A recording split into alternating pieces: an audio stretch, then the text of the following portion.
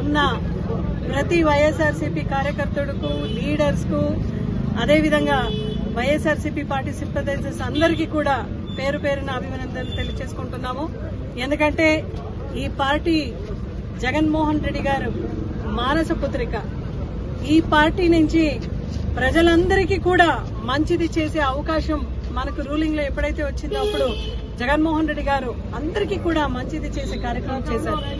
ఈ రోజు మనం అపోజిషన్ లో ఉన్నా కూడా జగన్మోహన్ రెడ్డి గారు ఆ రోజు ఇచ్చిన సంక్షేమ పథకాలు గాని, ఆయన చేసిన అభివృద్ధి గాని ఇంకా ప్రజల మనసులో ఎంత చిరస్థాయిగా ఉంది అంటే ఎక్కడికి ఆయన వెళ్లినా కూడా జనాల తండోపతండకు వచ్చి జగన్మోహన్ రెడ్డి గారిని ఒక దైవుడిగా కొలుస్తా ఉండే ఒక సందర్భం ఈ రోజు ఆంధ్రప్రదేశ్ రాష్ట్రంలో చూసినాం. ఈ పార్టీ పుట్టినప్పటి నుంచి కూడా మనం చూసినాం జగన్మోహన్ రెడ్డి గారు ఎన్ని కష్టాలు, నష్టాలు, అవమానాలు పడినా కూడా చిరు నవ్వుతో ఆయన అందరికీ సమాధానం పెట్టే ఒక కార్యక్రమం కూడా మనం చూసాం. ఇటువంటి ఒక పార్టీలో కార్యకర్తలే మనకు ఆధార స్తంభం. జగన్మోహన్ రెడ్డి గారు కూడా మాట్లాడుతూ ఆయన చెప్తున్నారు, ప్రతి కార్యకర్తడు కూడా రాబోయే రోజుల్లో మంచి భవిష్యత్తు ఉండేలాగా నేను కాపాడుకుంటానని జగన్మోహన్ రెడ్డి గారు ఈ రోజు చెప్తున్నారు. ఈ రోజు కూటమి ప్రభుత్వంలో ఉన్న ప్రతి ఒక్కరు కూడా వైఎస్ఆర్సీపీ పార్టీ ఉండకూడదు, భూస్థాపితం చేయాలని ఎవరైతే మాట్లాడుతున్నారో వాటిపైన అక్రమ కేసు బనాయిస్తున్నారు. ఎవరైతే సోషల్ మీడియాలో మీ సూపర్ 6, మీ సూపర్ 7 గురించి మాట్లాడితే వాళ్ళందరి పైన కేసు బనాయించి జైలు లోపల పంపిస్తున్నారు.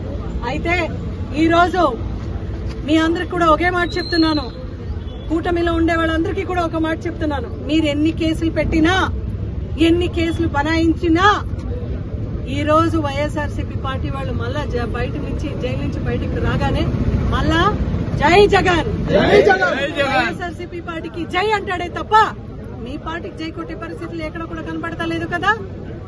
మేము 11 మంది అని మీరు ఎంత హేళనతో మాట్లాడినారు. మేము 11 మందినే ఉన్నాం, అవును. అయితే మీకు ఈ రోజు జగన్మోహన్ రెడ్డి గారు వైద్య విద్యకు పెద్ద పీఠం వేస్తూ మెడికల్ కాలేజ్, మెడికల్ హాస్పిటల్ నిర్మాణం చేయాలి అని ఎంత తపనతో ఆయన ప్రవేశం పెడితే 17 మెడికల్ హాస్పిటల్స్ మీరు ప్రైవేటైజేషన్ చేయాలనుకున్నారు.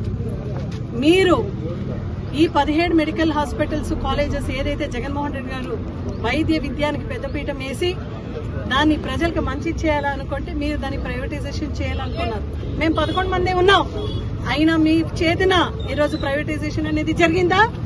లేదు. జగన్మోహన్ రెడ్డి గారు సుప్రీంకోర్టులో వెళ్లి దాని గురించి ఫైట్ చేసి మళ్లీ తిరుమల లడ్డు గురించి ఎప్పుడైతే మన పార్టీ పైన, వైఎస్ఆర్సీపీ పార్టీ పైన బురద చెల్లాలనుకున్నారో మీరు, తిరుమల లడ్డు గురించి సుప్రీంకోర్టులో మేము ఛాలెంజ్ చేసినాం. సిబిఐ ఎంక్వైరీ చేస్తే దాంట్లో జంతు కొవ్వు లేదు అని బయటకు వచ్చింది. మేము ఉండేది 11 మందేనండి.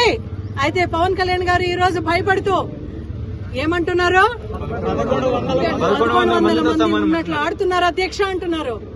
ఏం పవన్ కళ్యాణ్ గారు, ఈ రోజు భయం పుట్టిందా మీకు?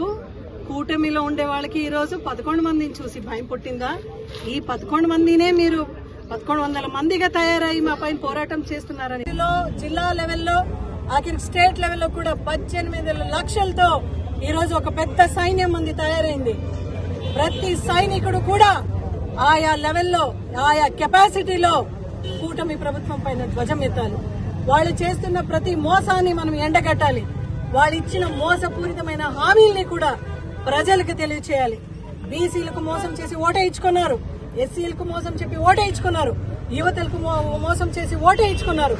ఆఖరికి జగన్మోహన్ రెడ్డి గారు ఏదైతే సంక్షేమ పథకాలు ఇచ్చినారో దాన్ని పేరు మార్చి క్రెడిట్ చోరీ కూడా చేసినారని ప్రతి పల్లెల్లో కూడా మనం మాట్లాడే కార్యక్రమం మనం స్టార్ట్ చేస్తాం.